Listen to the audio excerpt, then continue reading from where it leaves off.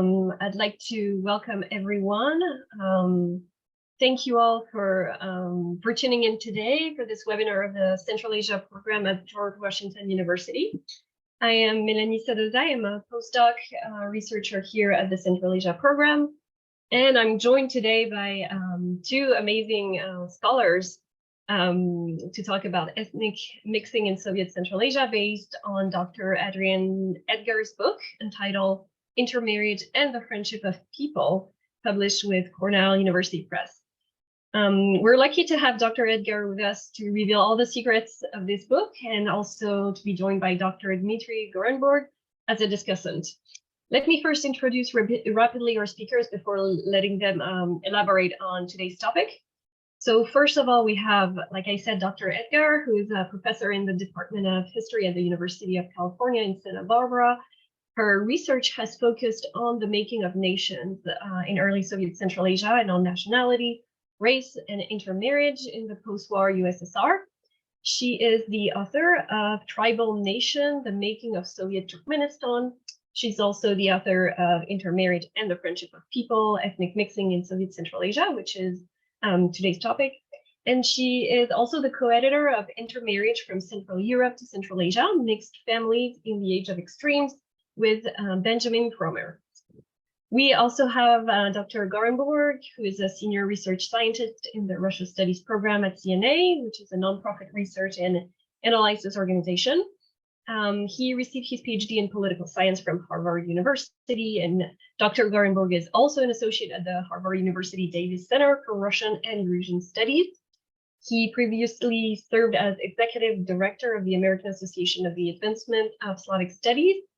And his research interests include security issues in the former Soviet Union, Russian military reform, Russian foreign policy, and of course, ethnic politics and identity. Dr. Gorenburg is the author of Nationalism for the Masses, Minority Ethnic Mobilization in the Russian Federation. So I'll give now the floor to Dr. Edgar, and I invite our audience to drop their questions in the chat box, in the Q&A box, and I'll read them out loud. And as a very short introduction, I'd like to say that it's a fascinating book that we'll talk about today. It's very easy to read. I really encourage everyone to read it or even chapters of it. And it's not only for scholars or students of Central Asia or Soviet Central Asia, but it's for really anyone interested in the topic without having a background in Soviet history or Central Asia. It's very accessible. So now I give the floor to our speakers and to Dr. Edgar. Thank you very much, Mélanie, for that very nice introduction to the book and also for inviting me to speak in your program here. So as you can see on the screen, the title of my talk and of the book on which it's based is Intermarriage and the Friendship of Peoples. And as many of you may know, this was the Soviet slogan, the Friendship of Peoples, that reflected the way the Soviet state officially conceptualized its multi-ethnic population. The more than 100 peoples making up the Soviet Union were united through this friendship of peoples that prevailed, supposedly, under Communist Party rule. The Soviet Union presented itself as a paradise of ethnic and racial harmony compared to its Cold War rivals. In the post-war period, Soviet Communist Party leaders frequently contrasted the US legacy of segregation and discrimination with the Soviet commitment to ethnic equality and national harmony. As evidence of this genuine friendship of peoples in the USSR, communist officials often pointed to the many mixed marriages in the Soviet Union, mixed meaning between members of different ethnic groups, or as the Soviet Union called them, nationalities. They pointed out that such marriages were banned in many parts of the United States as late as the late 1960s. Mixed marriages were also seen as a sign that many Soviet nationalities were on the way to merging into a single supra-ethnic Soviet people. Now, since the collapse of the Soviet Union in 1991, as you probably know, many things have changed. This post-Soviet Eurasia has moved away from ethnic and racial tolerance. Rising opposition to mixed marriage in many Soviet successor states is just one part of this transformation. The region has experienced many ethnic conflicts and wars, as well as a rise in xenophobic nationalism and racism. Clashes involving Armenians, Azerbaijanis, Kyrgyz, Uzbeks, Tajiks, Georgians, Abkhazians, Ossetians, and Russians have killed thousands. Russia itself has witnessed a surge of hostility and discrimination toward ethnic minorities from the Caucasus and Central Asia. And most egregiously, of course, it has invaded Ukraine, justifying its extreme brutality and violence with dehumanizing rhetoric that denies and dismisses Ukrainian identity and history. So we've gone from, oh, sorry, just one second. There we go. We've gone from this friendship of peoples, Soviet internationalism, in which you can see all the different nationalities marching together here. And here you see the Soviet children, who also were supposed to represent the future of friendship of peoples. We've gone from this to interethnic hatred and war. And so my book, Intermarriage and the Friendship of Peoples, offers, or at least attempts to offer, a partial explanation of this transformation by looking at the rise of racial thinking in the late Soviet period through the lens of intermarriage. And there we go. That's the actual cover of the book. So what do I mean by racial thinking? Well, what I'm referring to is the fact that even as the Soviet Union was celebrating mixed marriages among its diverse ethnic groups, the understanding of nationality in the late Soviet decades was becoming increasingly primordial and biological. Now, I'm not the first person to notice this. Historians such as Ron Suney and others, Terry Martin, have, of course, made this point. But in my book, I look at this transformation through intermarriage. And in my talk today, I'm going to discuss this changing view of nationality and intermarriage from two different angles. First, I'll talk very briefly about changing scholarly and official views on nationality and how these shape views of intermarriage. This is the first chapter of my book, but I'm only going to say a few words about it here. And secondly, I will focus on the lived experiences of mixed couples and families and the impact of racialized conceptions of identity on their lives. At the end of my talk, I'll briefly bring these two strands together to say a few words about how these evolving views of nationality and race have affected mixed families in the post-Soviet period. So a few words about my research methods.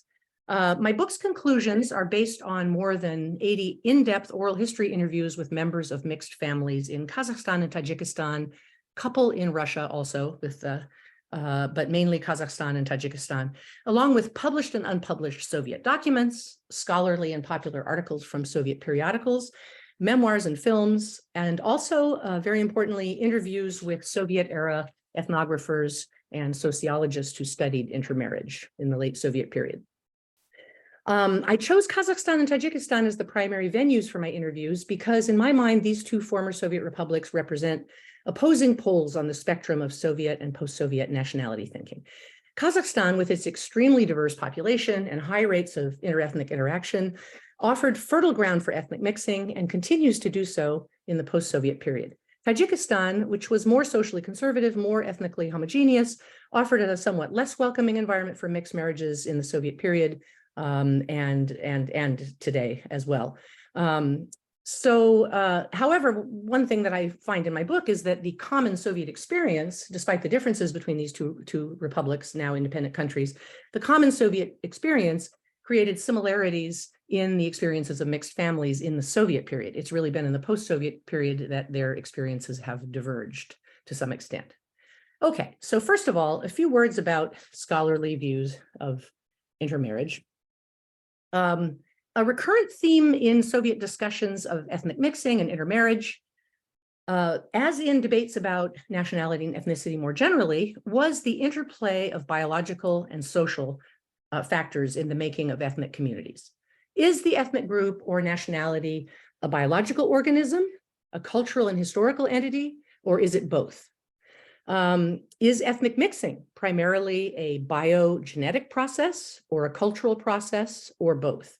In the early Soviet period, ethnic groups and nations were seen by Soviet leaders as historical and cultural entities, not tribal, not racial, not biological. And in fact, throughout the Stalinist period, any link between the biological and the social in human life was rejected. However, the theme and this interplay of the biological and the social returned with a vengeance in the late Soviet decades, and debate about the role of biology and genetics in human life raged from the 1960s through the 1980s. This had important implications for the study of mixed marriage. Ethnographers like this man you see in front of you on the slide, Julian Bromley, who was the head of the Ethnographic Institute in the Soviet Union for many years, they began describing human communities as partially biological, not just social and historical entities. Soviet ethnographers adopted a new term, the ethnos, to describe human communities that ostensibly maintained continuity over centuries or even millennia. And this book you can see here is one of Bromley's seminal works about the theory of the ethnos. Soviet ethnographers increasingly came to describe ethnic characteristics as genetically determined and, sorry, immutable. I did not mean to, trying to go back just one second. I accidentally changed the slide. There we go. Sorry about that. So from the 60s to the 1980s, up until the collapse of the Soviet Union, Soviet ethnographic research focused on the ethnos and on what they called ethnic processes. Ethnic processes were either processes of fragmentation, disintegration, or processes that tended toward unification. And leading Soviet ethnographers like Bromley argued that unifying tendencies were dominant in the USSR. Soviet nations, in his view, were drawing together and would ultimately merge into a single Soviet people, and intermarriage was expected to play a very important role in this process. Now, ethnographers such as Bromley invariably described ethnic mixing as a progressive force in Soviet society.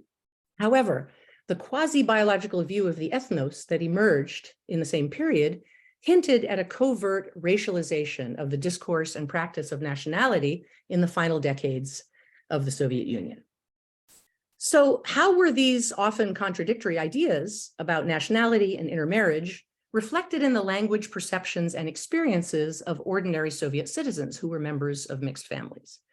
It's important to note, first of all, that the officially positive attitude toward intermarriage was a real boon for mixed couples and families. Mixed couples and their children did not face segregation or social ostracism as they would have done had they lived in the United States or other countries throughout much of the 20th century. With the Soviet state and broader society generally supportive of mixed marriage, mixed families live normal lives within Soviet multi-ethnic society. And indeed, they were celebrated as the most genuinely Soviet of all Soviet citizens. They were in the vanguard of international harmony. And they were surrounded by positive portrayals of mixed friendship and romance, coming not just from scholarly articles, but also from popular culture. So, for example, I talk in my book, don't have time today, but there are just a few examples. There were many novels, films, even children's literature that gave positive portrayal of interethnic romance, friendship, and marriage. This is about The Distant Bride is about a Turkmen female horse trainer who marries a Russian Red Army veteran. This film, The Swineherd and the Shepherd, is about a Dagestani man who marries a Russian peasant woman after they meet at an agricultural exhibition in Moscow. Many other examples that I could give. So nevertheless, in real life, despite all these positive portrayals and messages, mixed couples and families were acutely and painfully affected by the growth of ethnic primordialism in the Soviet Union. And this is one of the, I would say, main arguments of my book. In my oral history interviews, I found that former Soviet citizens often understood and spoke of nationality in racialized ways, even though they almost never used the word race. Members of mixed families, who might have been expected to have a more nuanced understanding of identity, tended, like other Soviet citizens, to describe the characteristics of national and ethnic groups as innate and immutable, and to accept the implicit existence of ethnic hierarchies, both within and outside the Soviet Union. There were three main areas in which racial ideas emerged with particular prominence in my oral history interviews. One was had to do with the identities of children of mixed families, and specifically the discrepancy between their official identities and their subjective identities. The second topic is the bestowing of names, first names on mixed children.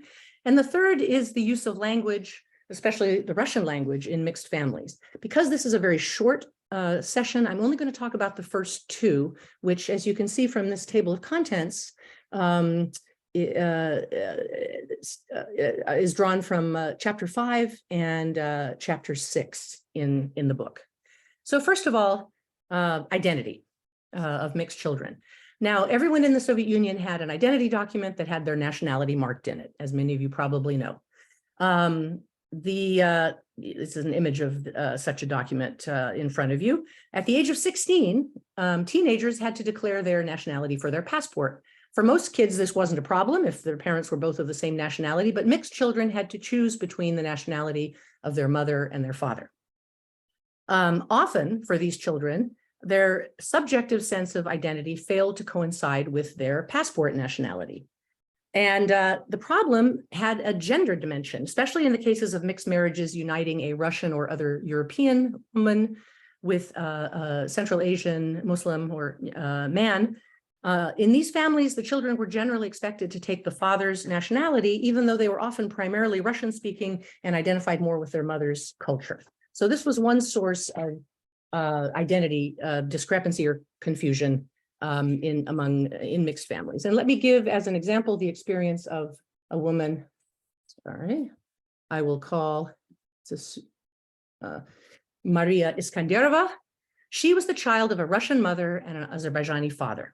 Maria resembled her father physically. She bore his patronymic and his last name, all of which were Azerbaijani. In her childhood, the discrepancy between these external markers of identity and her subjective feelings brought unwelcome comments from strangers. And you can read see the quote here. "I really got sick of the attention that was always directed toward me in particular. I look like my father. I don't resemble my mother at all." And so everybody would go, "Oh, is that your mom? Oh, but you don't look like a Russian. And who's your father? And how? And what?" And so forth. Somehow, these questions were not very pleasant. Because she closely resembled her Azerbaijani father, Maria noted resignedly that she could never have declared her nationality to be Russian.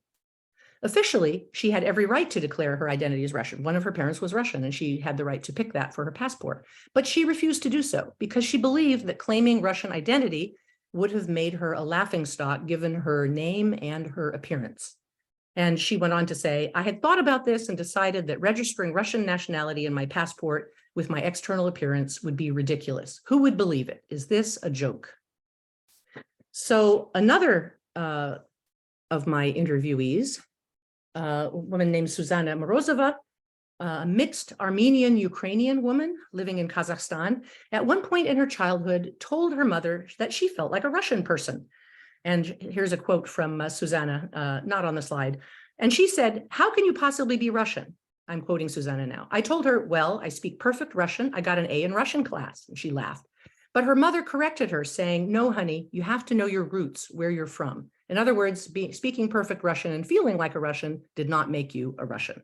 People like Susanna wanted to understand Russianness as arising out of language and culture, not ethnicity. And yet, as she said, because of her Armenian maiden name and appearance, "I simply can't bring myself to call myself Russian. I'm a Russian speaking, that's how I identify myself. I'm a Russian speaking métis. I don't feel in myself any one nationality, any strongly expressed nationality." Susanna perceived being Russian as a matter of descent or blood and not something she was entitled to claim because of her cultural or linguistic affiliation. Now, in an effort to avoid being forced into a single essentialized identity box, some offspring of mixed couples reached for a super-ethnic identity that would transcend nationality. For many of them, what felt most natural and authentic was to claim a Soviet identity. But people were not allowed to name Soviet as their official nationality in identity documents or, say, the Soviet census. Many members of mixed families that I interviewed, though, in Tajikistan and Kazakhstan told me that they strongly identified with the Soviet people, the whole idea of the Soviet people, and they fervently believed in the concept of the friendship of peoples. Now, similar considerations of phenotype and identity entered into discussions of naming mixed children. When bestowing a first name on a child, mixed couples placed high value on something that I call name matching. Now, this was kind of news to me. I grew up in California, and everyone I knew had some kind of weird combination of names. Having a first name, a middle name, and a last name, all from different, ethnic or nationality backgrounds, was very common in my experience. However, the people I interviewed in Central Asia believed that this was a bad thing. They said that having names that didn't go together was not a good thing. So this meant, first of all, that the first name should match the patronymic and the last name. In other words, a child should not have a Russian first name and a Tajik or Kazakh patronymic and surname, or vice versa. Even more important was the belief that a child's name should match his or her physical appearance. This is not always easy to accomplish because you name children when they're first born. It's not always easy to tell who they're going to look like when they grow up. One of my respondents explained why a child who looked Kazakh should not have a Russian name. Myra Akhmetova said, well, because the kids don't look Russian, they have, so to speak, Kazakh blood, which after all dominates, just like African blood. They will look awkward if you name them something like that. Another of my interviewees, Marina Abdrakhmanova, a mixed Kazakh and Russian woman married to a Kazakh man, said that she and her husband had tried to name their daughters based on what they looked like when they were born. Her eldest daughter bears a Kazakh name, and as she explained, we tried to pick a name based on looks. For example, when my oldest daughter was born, she looked more like a Kazakh, and we were offered a list of names. We looked through the directory, and we settled on this name. The name was Asil. Our younger daughter was born not looking like a Kazakh, and so we picked a neutral name, not purely Kazakh and not purely Russian. We named her Aya. Now, this belief in name matching reflects, I think, a unitary view of identity in which external appearance, name, passport, nationality, and language are all supposed to be in conformity. Marina's story also reflects another common strategy in mixed families. Instead of giving an exclusively Muslim name or one strongly associated with a particular ethnicity, it became common in later Soviet decades to seek a name that was neutral or international, a name that would not strongly mark someone as belonging to one ethnicity or another, and allow a child to feel comfortable in a variety of environments. One example was the name Timur, which was a very common boy's name among mixed families in Central Asia. Timur is a Turkic name originally, that has also been common among Russians since World War II, in part because of this book, Timur and His Squad, which was about a boy and his group of friends who did good deeds in a Russian town, a book by Arkady Gaidar, which also was turned into a movie. As a name that was popular in both Central Asia and Russia and easy to pronounce in both languages, Timur became very common among mixed families. And Ruslan and Rustam were also common in such families for similar reasons. The names are easy to pronounce in Turkic, Persian, and Russian linguistic contexts. And Ruslan in particular also has Russian literary associations. Okay, so that's all I want to say about naming. Now I just kind of want to wind things up because I want to make sure we have time for our discussant and for Q&A. In this brief talk, I've tried to show the ways in which racial thinking in the late Soviet period insinuated itself into everyday conversations and decisions about issues as varied as naming children and choosing a nationality for one's passport. Examples from the life histories of members of Soviet mixed families show the extent to which national culture in the late Soviet Union had come to be seen as something innate, biological, and immutable. In this worldview, an individual's cultural identity was no longer malleable or even a matter of choice, as Soviet officials and scholars had insisted in the very early Soviet period. Even if nationality had not exactly become race, Soviet thinking about nationality had become racialized. Now, it's important to stress that this racialization of nationality was not formally institutionalized in the Soviet Union. In this sense, the Soviet Union genuinely was different from its Cold War rivals, including the United States. Moreover, this exclusivist and racialized thinking always coexisted with the ideas about the friendship of peoples, with internationalist thinking, and with a belief in the ultimate emergence of a Soviet people. The tension between these two paradigms continued throughout the Soviet era and beyond. In the post-Soviet period, the context has changed in both Kazakhstan and Tajikistan, and of course, elsewhere in the former Soviet Union as well. These two countries have diverged rather significantly in their post-Soviet orientations. Tajikistan has been more strongly ethno-nationalist, while Kazakhstan has seen a concerted effort by the state to downplay ethnic nationalism and create a civic identity with which all citizens can identify, a Kazakhstani identity. These differing paths represent the two contradictory ideological tendencies I've described in my talk today, each rooted in the late Soviet era. On the one hand, the promotion of communist internationalism and the possibility of transcending ethnicity. On the other hand, an increasingly primordial, even racial view of the nation. Even in Kazakhstan, moreover, which still celebrates multi-ethnicity, there is opposition to mixed marriage on an unofficial level, which is expressed openly in ways that were not possible in the Soviet era. And just to give you one example, this film, Irony of Love, which was about a Kazakh woman who basically dumps her Kazakh boyfriend for a Russian, penniless Russian scholar, is aroused a lot of anger in Kazakhstan, with people even demanding that the government stop funding such films. So finally, I just want to say that intermarried couples in the Soviet Union and in Soviet Central Asia believed in a future in which their children would be able to move beyond ethnicity. Unfortunately, this future never arrived for the mixed children of Soviet Central Asia. They live today in post-Soviet states that are dominated to varying extents by ethnic nationalism and are generally less hospitable to ethnic mixing than their Soviet parents and grandparents could have imagined. Thank you very much. That's all I want to say, and I look forward to hearing your comments. Thank you so much. We already have a lot of questions, but I will let Dr. Gorenburg discuss this presentation, and then we'll move on to the questions. I will stop sharing my screen. Sounds good. Okay, the floor is yours, Dr. Great.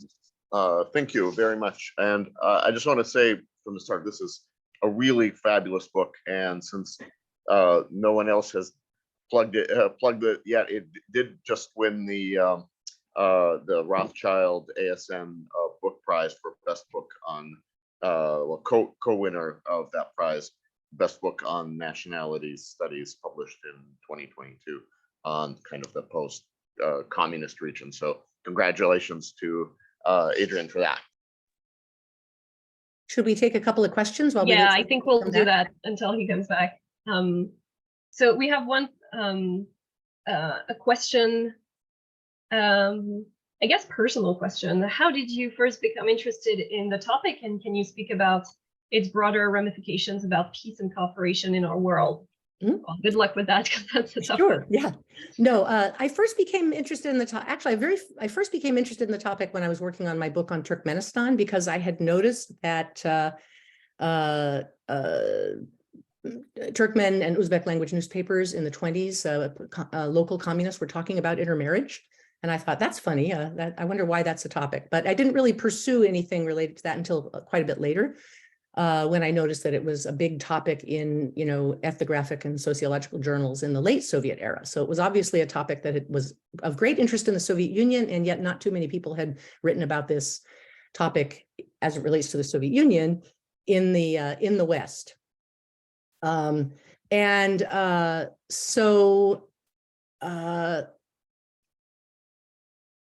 that I suppose was the original spark. I then began reading up on intermarriage, and I realized that it was a massive topic in US history and sociology, North America, Europe, Australia, there was Latin America. This was a big topic in other fields, but not in our own field. So I guess that was the original thing that got me interested. Also, there were changes when I started the project. Intermarriage, we had a biracial president, President Obama. Things seem to be getting better in this country with regard to, ethnic mixing and so forth. And also, I myself am in a mixed marriage and part of a mixed family. In fact, almost everyone in my family is in a mixed marriage. So I was also personally interested. I guess that's as far as international peace and cooperation. Unfortunately, in the Soviet Union, former Soviet Union, things seem to be going in, the opposite direction at the moment. People, I suppose, imagining that interethnic contact and marriages and so forth are going to lead to international cooperation. They don't necessarily, unfortunately. Progress is not linear. Thank you. We actually have, so we definitely lost Dr. Gorenburg. So we'll keep taking questions and asking questions until he comes back. We actually have comments, not necessarily questions, but I thought it would be interesting to share these comments. One of them says Russian always dominates in mixed families because of the education in Russian and mass media. So that was one comment. Another one that's pretty interesting, and maybe you can elaborate on that. somebody says when you speak of matching names, I think immediately of a common striking exception, citizens of Korean heritage with names like Vladimir Kim and Svetlana Tsoi, if I say that well. Also about names that needed to sound good, the way you explained that in the book, and to match altogether. Somebody says, despite these beliefs, there are many cases with mixed names like Russian name and Central Asian last name, but maybe this is more of a post-Soviet trend. Would you agree with that? So I would say, of course, there are lots of exceptions, and Korean names, yes. Most Korean people I met had Russian first names, and in many cases, were considered themselves, or had a Russian Orthodox religious background in some cases, or had Russian names. I would say that the idea about name matching is more of an, I suppose you call it an ideology of name matching that doesn't necessarily always match reality. People frequently told me that this was the ideal. They would say, it's horrible when someone has a name like, I don't know, Masha Sirikbayeva or something. People would, this was the way people thought, although it didn't necessarily always reflect reality. So, and it may have changed. It may well have changed more in the post-Soviet period.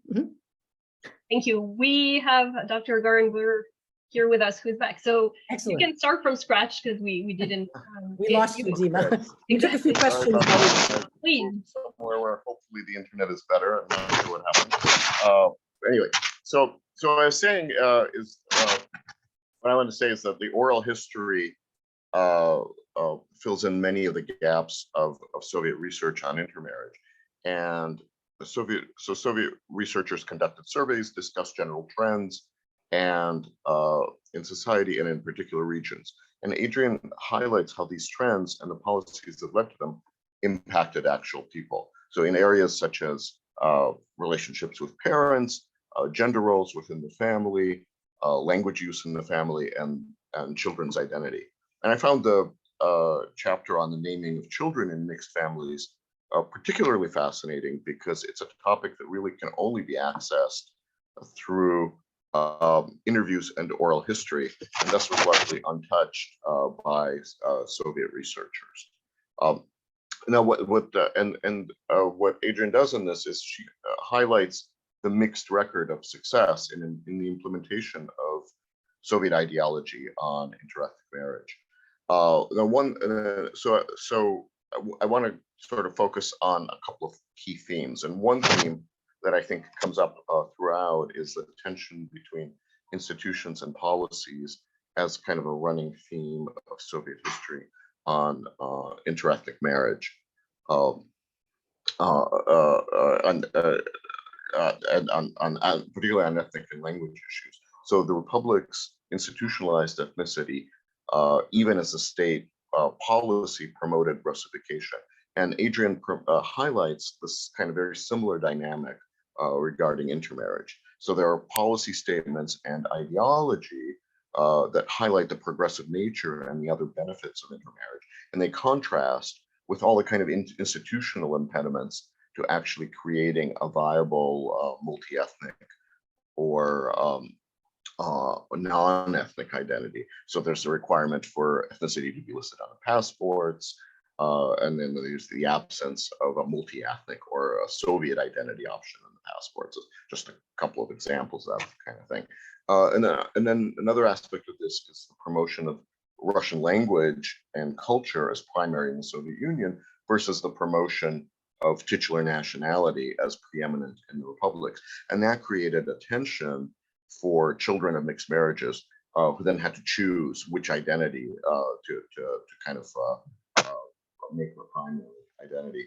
And Adrienne clearly shows some of the limits of the penetration of Soviet ideology. So some of the norms about modern gender roles and behavior were followed to some extent, but they didn't necessarily overcome the norms about traditional gender roles related to child rearing and taking care of the home, even among Kazakh and Tajik men who married supposedly more modern, so to speak, Russian women who had come from outside Central Asia.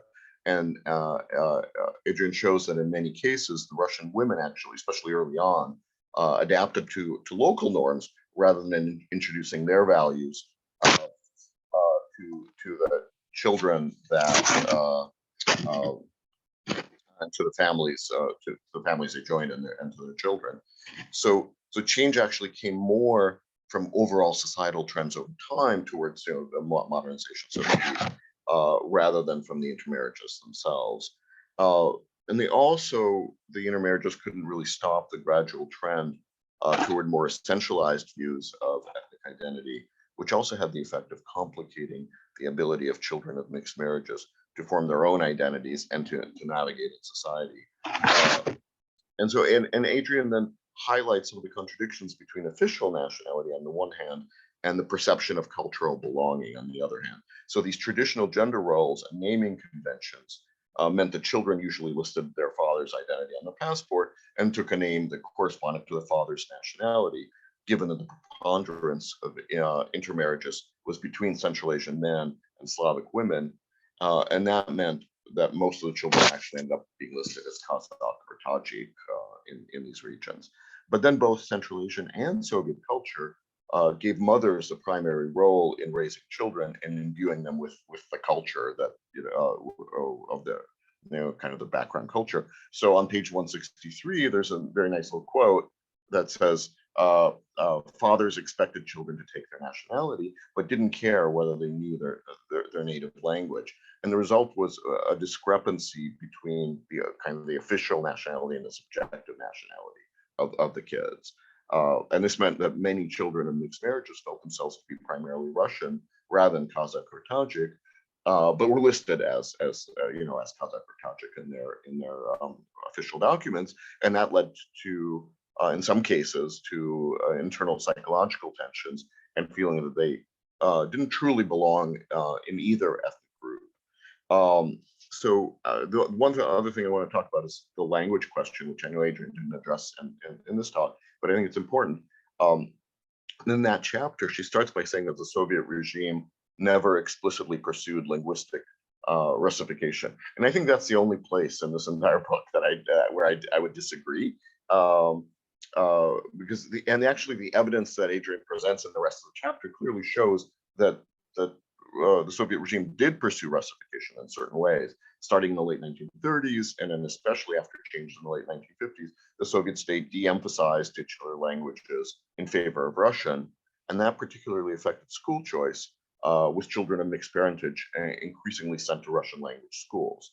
So Adrienne highlights the impact of this on language use in Kazakhstan, or even urban Kazakhs in mononational families started to send children to Russian schools, leading to Russian becoming the dominant language in the cities in Kazakhstan within a generation. So even if there was never a publicly stated ideology of Russification, the state essentially created an institutional environment that encouraged those who were able to do so to do what they could to make their children primarily Russian speaking. And that kind of created an environment where Russian became more dominant. And let me just conclude with a couple of words on post-Soviet trends. So I don't see a complete discontinuity between the Soviet and the post-Soviet patterns. Rather, I'd say it's more of a kind of a shift in emphasis. And throughout the book, Adrienne highlights this tension between the cultural and the institutional factors that promote and inhibit intermarriages. And what we see after 1991 is a kind of a shift in this balance, with some of the inhibiting factors, such as religious identity and nationalism, becoming more prominent, while promoting factors such as civic ideology, the percentage of the population that's ethnic Russian and so forth, become less prominent. But they don't disappear entirely. And there are also some new promoting factors that appear. So and Adrienne talks about these in the final chapters, the ability to interact with people from outside Soviet boundaries, for example, economic factors pushing toward temporary migration outside the Central Asian region, and also interaction with non-Soviet Muslims. So people now can, Kazakhs and Tajiks or people can intermarry, but remain faithful to their religion versus, intermarrying with Russians who are Orthodox or ostensibly Orthodox or culturally Orthodox, I should say. So that makes me suspect that interethnic marriage will continue to flourish in Central Asia, as in the rest of the world. And it will depend primarily on exposure to people from other ethnic groups rather than on factors such as local culture or state policy or ideology. So that's kind of just how I see the future developing. I'll stop there. I think so. Again, it's a fabulous book. Sorry about the connection problems. I'm glad I managed to reconnect that and moving to a different place. And I'll hand it back. Thanks. Thank you, Dima. Thank you so much. Adrienne, do you want to briefly answer these comments, especially on Russification and discontinuity between the Soviet period and post-Soviet period, and then we can move on to the audience questions? Sure. Well, thank you so much for your comments, Dima. Very briefly, just on the Russification linguistic, I agree with you completely. What I meant to emphasize was that they did not explicitly call it, linguistic Russification. They said that they were promoting bilingualism, and but of course, in fact, all the institutional incentives, led people to put their children in Russian schools and so forth. So I completely agree with you there, Dima, and I may not have phrased it as successfully as I should have at the beginning of that chapter. I think that's all I want to say, just to make sure that we have time for questions from people. Mm-hmm. Thank you. Thank you. Mm-hmm.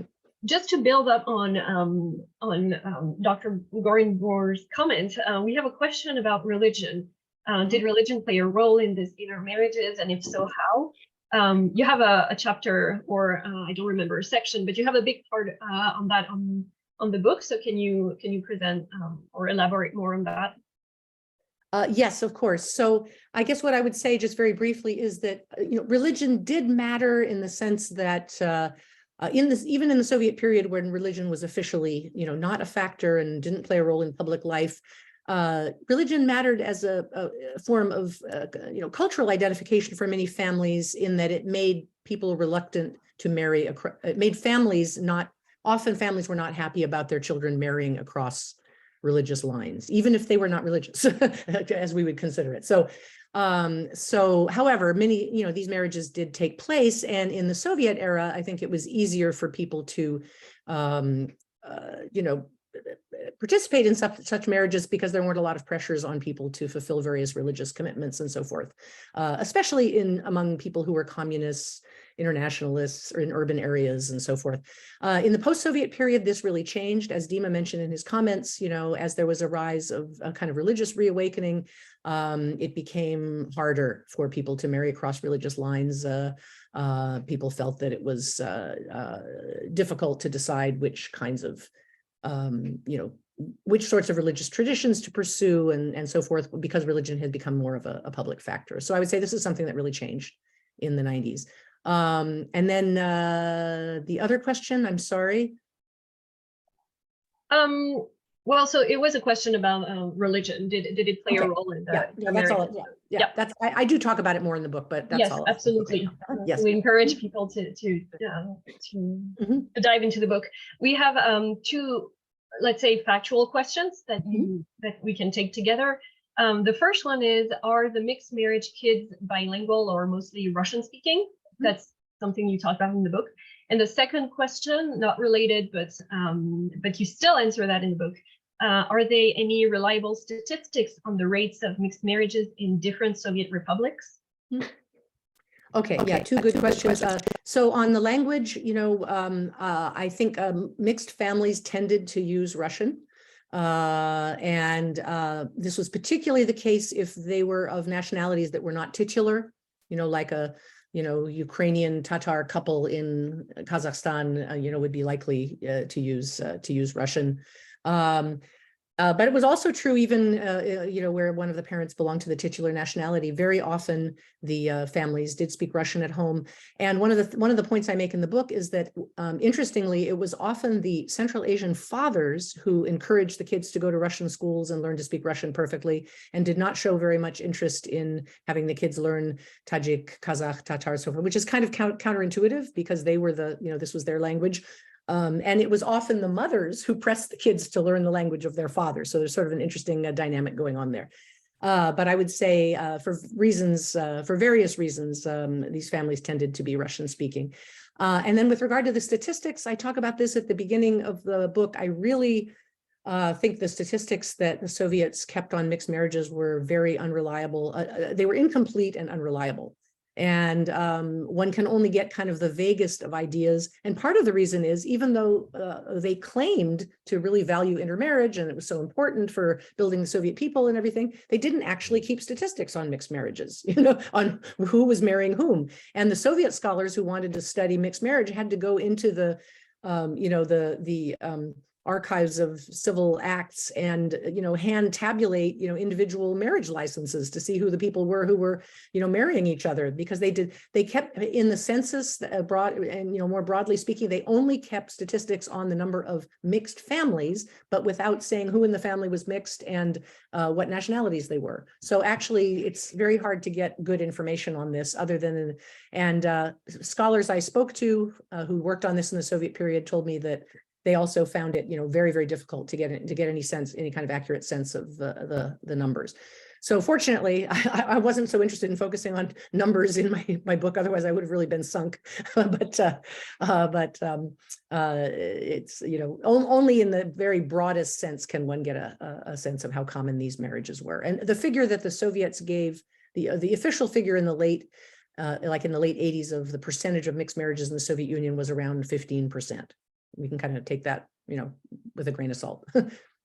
And this is where I would say oral history plays a big role, and that's something you talk about at the very end of the book in the methodology notes. So for those who haven't read the book, can you elaborate a little bit on this methodology of oral history? And also in the very last chapter, you make use of social media posts, but I guess that was not the main methodology, of course. So can you just talk about a little bit the methodology here? Sure. Yes, I did a number of oral history interviews. I conducted the interviews in Kazakhstan. I had a research assistant, one of my PhD students, who helped me with the interviews in Tajikistan.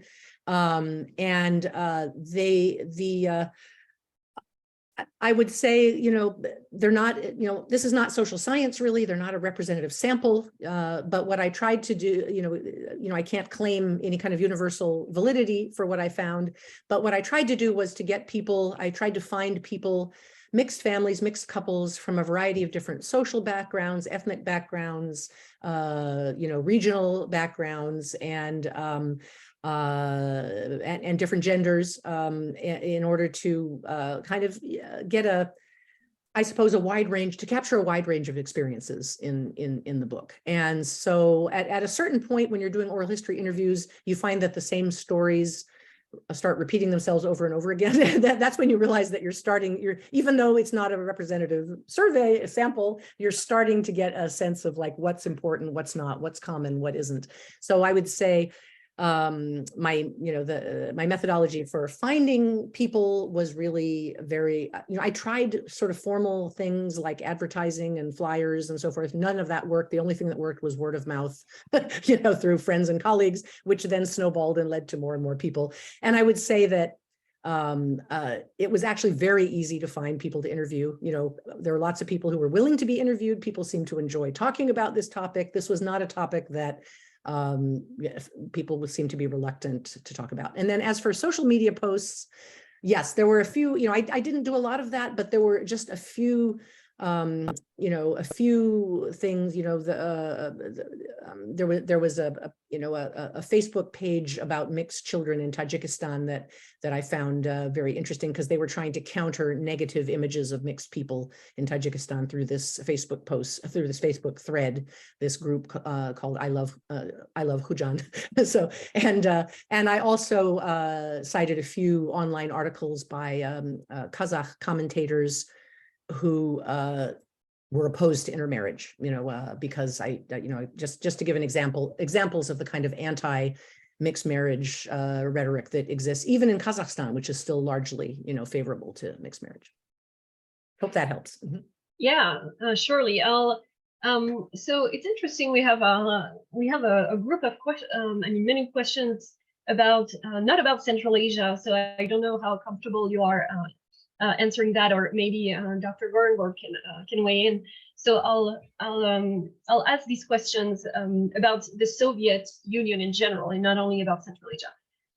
Could you speak about your findings and the prevalence of anti-Semitism in Soviet and in the Soviet and post-Soviet space? I don't know if you have anything on that. Another question is, do you know anything about mixed marriages in other parts of the Soviet Union, like the Caucasus? Because the person is wondering how different or similar the experience would be from Central Asia with, for example, the Caucasus, especially in terms of language. And then there's a question about minority ethnic people's intermarriage in the USSR. Do you have anything? Of course, you mentioned the statistics. So, do you have any comment on that, or the person? When you say minority ethnic marriages, sorry, do you know what the person? I'm not quite sure what's meant. So the person is giving the example of I quote gypsies, and so I'm probably the Lulis we're thinking.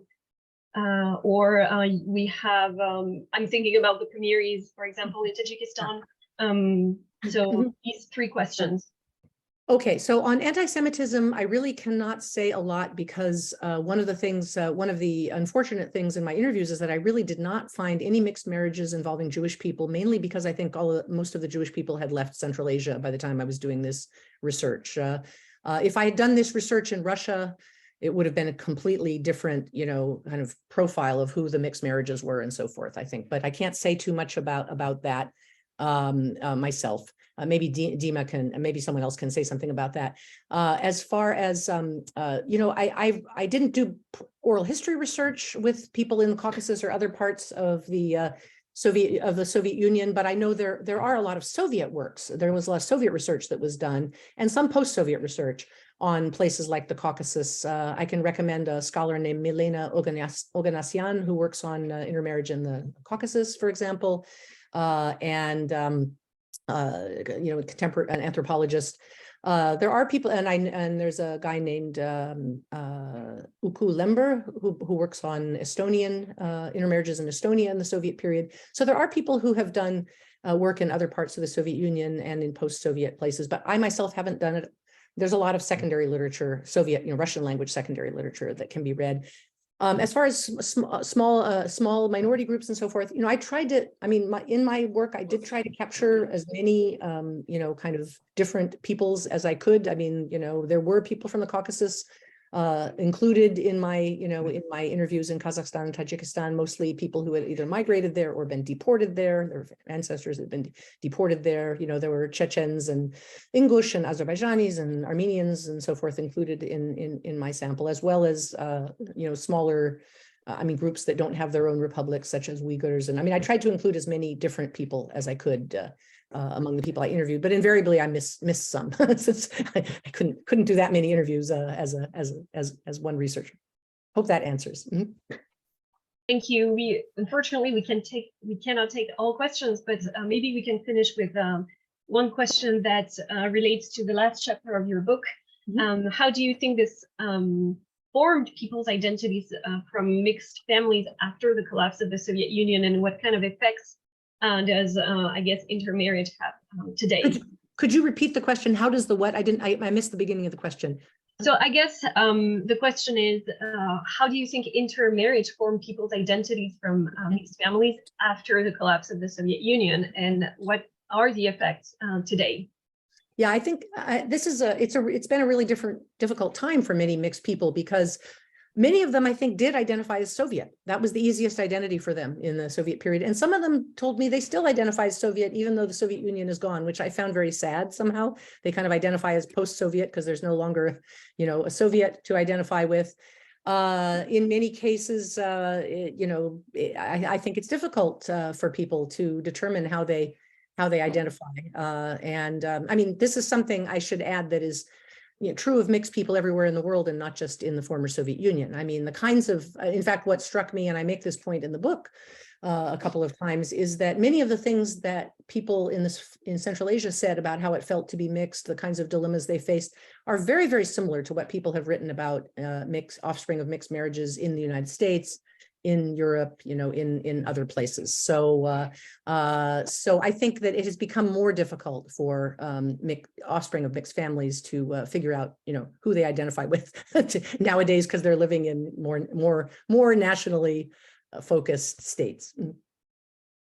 Thank you. And we have more questions, but unfortunately we're running out of time. And I'd like to give the floor for concluding notes to Dr. Gorenburg, if you wanted to add something on any questions that was asked or any comments you would like to make. No, not really. I just want to reiterate that, this is really fabulous research, and I really enjoyed reading the book. And also it's just really, I think, as Mélanie, as you said at the beginning, it's just really well written and enjoyable to read. Thank you so much. Yeah, I'll conclude though with the one comment that was made in the chat box, saying that it was a fascinating and important presentation. I hope, I quote the person, I hope there will be ways in which Dr. Edgar's work has a salubrious impact on civil society in the region and beyond. So I think that's a great compliment. Once again, I invite everyone to read the book if it's accessible in different libraries. There's also an ebook that can be purchased online. Thank you so much, Dr. Edgar. Thank you so much, Dr. Gorenburg. It was a really fascinating discussion, and I hope the book gets more attention and all the attention it deserves. Thank you so much, and thanks everyone for coming. And I'm sorry if I didn't manage to answer all the questions. Okay, thank you. Thank you so much. Thank you to everyone. Bye.